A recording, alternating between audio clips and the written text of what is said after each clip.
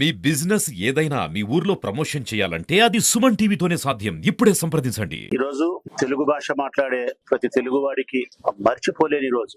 తెలుగు భాష మాట్లాడే ప్రతి తెలుగు ప్రేమికుడు అమితంగా ప్రేమించే వ్యక్తి రాజశేఖర రెడ్డి గారు. డాక్టర్ వైఎస్ రాజశేఖర రెడ్డి గారు, దివంగత ముఖ్యమంత్రి, ప్రియతమ నేత, మానవత్వానికి నిలువెత్తు ప్రతిరూపం. హిమాలయ శిఖరాలంతా మహోన్నతమైనటువంటి వ్యక్తిత్వం, అత్యంత కరుణ, జాలి, ప్రేమ కలిగినటువంటి మనస్తత్వం, పేదల పట్ల ఎక్కువ హృదయ స్పందన కలిగిన వాడు రాజశేఖర రెడ్డి. మంచి నాయకునిగా, మంచి మనిషిగా, హృదయం ఉన్నటువంటి మంచి నేతగా, ఎన్నో సంస్కరణలతో, ఎన్నో మంచి పథకాలతో, మంచి పరిపాలనతో ఈ రాష్ట్ర ప్రజలందరి హృదయాలలో చెరగని ముద్ర వేసుకున్న నాయకుడు, మహానేత డాక్టర్ వైఎస్ రాజశేఖర్. అటువంటి మహనీయుడు మనకు దూరమైనటువంటి రోజు.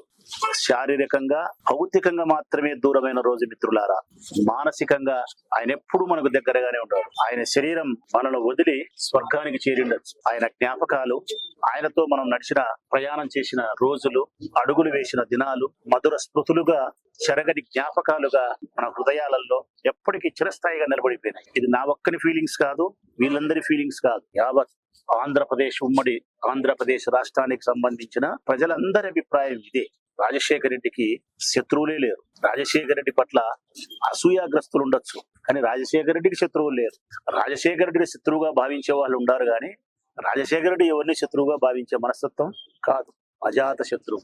తన పట్ల అనుచితంగా ప్రవర్తించిన వారిని సైతం తన దరి చేరితే గొప్ప మనసుతో క్షమించగలిగి, ప్రేమించగలిగి, వారికి సహాయపడగలిగినటువంటి మంచి మనస్తత్వం రాజశేఖర రెడ్డి. ఈరోజు రాజశేఖర రెడ్డి మన మధ్య లేకపోయినా ఆయన జ్ఞాపకాలతో పాటు ఆయన చేసిన మంచి పనులు కూడా ఈ రాష్ట్రంలో ఇప్పుడు నడయాడుతానే ఉన్నాయి. ఫీజు రియంబర్స్మెంట్ అనే పథకం, ఆరోగ్యశ్రీ అనే పథకం, రైతులకు ఉచిత విద్యుత్ అనే పథకం, ఇలా ఎన్నో మంచి పథకాలు. ఈ రాష్ట్రంలో పేదలందరూ కూడా ఆకలి బాధ అనుభవించకూడదు, అందరికీ కూడా 3 పూట్ల భోజనం ఉండి తీరాల్సిందే అని పేదవాళ్ల పట్ల ఆలోచించిన మనిషి రాజశేఖర్. ఈ రాష్ట్రంలో ఏ ఒక్కరు కూడా డబ్బు లేకుండా కూడా మరణించకూడదు. ఇదిగో ఈ 2 లక్షలు డబ్బు లేకపోవడం వల్ల నా తల్లి మరణించింది అని ఏ బిడ్డ బాధపడకూడదు అని చెప్పి ఆరోగ్యశ్రీ పథకాన్ని ఈ రాష్ట్ర ప్రజలకు సంజీవినిలాగా అందించిన మహోన్నతమైనటువంటి నేత రాజశేఖర్. విద్య విషయంలోనూ, ఆరోగ్యం విషయంలోనూ ఎప్పుడు కూడా ఆయన అందరికీ సమానమైనటువంటి అవకాశాలు, సమానమైనటువంటి స్థితిగతులే కలగాలని చెప్పి ఆశించినాడు. కాబట్టి పేదవాని బిడ్డ కూడా ధనవంతుల బిడ్డలతో పాటు చదువుకొని సమానమైన అవకాశాలను అందుకునే దాని కోసం ఫీజు రియంబర్స్మెంట్ పథకం ద్వారా పెద్ద పెద్ద ఉన్నత విద్యలను అభ్యసించేదానికి పేదవారికి, బడుగు బలహీన వర్గాలకి అవకాశం కల్పించారు. ఏ ఒక్కరు కూడా డబ్బు లేకుండా మరణించకుండా ఉండాలి, వారి కుటుంబ సభ్యులతో సంపూర్ణమైనటువంటి ఆరోగ్యాన్ని, ఆయుష్ను అనుభవించాలని చెప్పి ఆరోగ్యశ్రీ పథకాన్ని ప్రవేశపెట్టి అందరికీ మేలు చేసి వారి గుండెల్లో చిరస్థాయిగా నిలబడ్డారు. ముస్లిం సోదరులకు ప్రత్యేకించి 4% రిజర్వేషన్ కల్పించి సామాజికంగా వాళ్ళ గౌరవాన్ని గాని, ఉద్యోగ విద్య అవకాశాలు గాని, వారి ఆర్థిక స్థితిగతులు గాని, రాజకీయ పదవుల విషయంలో గాని, అధికారాన్ని 10 మందికి పంచే విషయంలో గాని చాలా గొప్పగా సహాయపడిన వాడు ముస్లిం సోదరులకు ఎవరైనా ఉండారు ఈ రాష్ట్రంలో, ఈ దేశంలో అంటే అది రాజశేఖర్ రెడ్డి. పార్టీ ఓడిపోయినా, పార్టీ ప్రతికూల పరిస్థితుల్లో ఉన్న ఆ పార్టీకి సంబంధించిన కార్యకర్తలు మాత్రం ఆ పార్టీ జెండాను గుండెల్లో పెట్టుకొని చూసుకుంటా ఉన్నారు. మరి గుండెల మీద తన్నేవాడు నిజమైన కార్యకర్తన, గుండెల్లో పెట్టుకొని చూసుకునేవాడు నిజమైన కార్యకర్తన అనేది ఒక్కసారి పార్టీకి వెన్నుపోటు పొడిచే ఆ నాయకులే ఆలోచించుకోవాల్సిన అవసరం.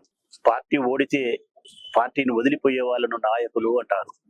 పార్టీ ఓడినా జెండా మోసేవాడిని కార్యకర్త అంటారు. తల్లి సనుమొన పాలు తాగి అమ్మను గౌరవించేవాడు కార్యకర్త, తల్లి పాలు తాగి రొమ్మును పిసికే నీచుడు అటువంటి కొంతమంది నాయకులు. మారాల రాజకీయాలలో ఇటువంటి పద్ధతుల నుంచి బయటికి రావాల్సిన అవసరం.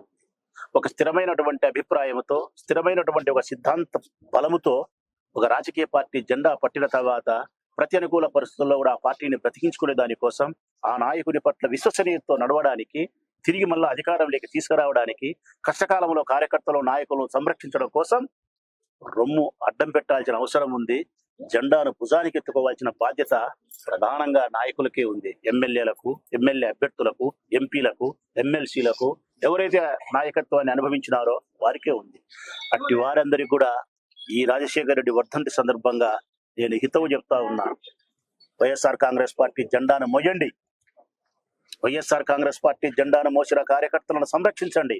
వాళ్ళ ఆత్మగౌరవం కోసం మీరు రొమ్ము అడ్డపెట్టేదానికి ప్రయత్నం చేయండి తప్ప పారిపోయేదానికో లొంగిపోయేదానికో పరాయ పంచజేరి గంజి నీళ్లు మోచేతి నీళ్లు తాగడానికి ప్రయత్నం చేయొద్దని అట్టి నాయకులకు హితవు పలుకుతూ, వైఎస్ఆర్ కాంగ్రెస్ పార్టీ నాయకత్వంలో, జగన్మోహన్ రెడ్డి గారి నాయకత్వంలో మేమందరం కూడా సంపూర్ణమైనటువంటి విశ్వాసంతో ఆయన నాయకత్వాన్ని బలపరిచే వాళ్ళమే, ఆయన వెంట నడిచే వాళ్ళమే. తిరిగి మళ్ళా 2029 నాటికి ఈ పార్టీకి మళ్ళీ పూర్వ వైభవాన్ని తీసుకురాగలుగుతాం.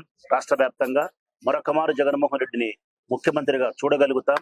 ఆయనను మరొక మారు ముఖ్యమంత్రిగా 2029లో మరొక మారు ఆయన ముఖ్యమంత్రిగా చూసేంత వరకు అవిశ్రాంతంగా మా పోరాటం జరుగుతూనే ఉంటుంది. ప్రజా ఉద్యమాలు కొనసాగిస్తూనే ఉంటాం. ప్రజా సమస్యల పరిష్కారానికి ఎప్పుడూ ప్రయత్నిస్తూనే ఉంటాం. ప్రజల గొంతుకమై, ప్రజల శబ్దమై, ప్రజల హక్కుల కోసం ఈ పార్టీ జెండా నిరంతరం శ్రమిస్తుందని చెప్పి రాజశేఖర రెడ్డి వర్ధంతి సందర్భంగా మనస్ఫూర్తిగా ఈ నియోజకవర్గ ప్రజలకు తెలియజేస్తూ, ఇక నా వరకు నేనైతే వ్యక్తిగతంగా నా శ్వాస ఉన్నంత వరకు నా ఊరి ప్రజలతో పాటు ప్రజల కంటే మిన్నగా నా పార్టీ కార్యకర్తలను, నాయకులను సంరక్షించడానికి, వారి యొక్క గౌరవాన్ని, వారి యొక్క కష్ట నష్టాలను పరిష్కరించడానికి నా గొంతులో శ్వాస ఉన్నంత వరకు వీళ్ళ కోసమే శ్రమిస్తా, వీళ్ళ కోసమే పలుకుతా. పదవి ఉండినా లేకపోయినా, ప్రజలు తిరస్కరించినా నెత్తిన పెట్టుకున్నా, ఏది ఏమైనప్పటికీ కూడా రాచమల్లి ఆరో ప్రాణం వైఎస్ఆర్ కాంగ్రెస్ పార్టీ కార్యకర్తలు, నాయకులు. వీరి కోసమే రాచమల్లి జీవితం సదా.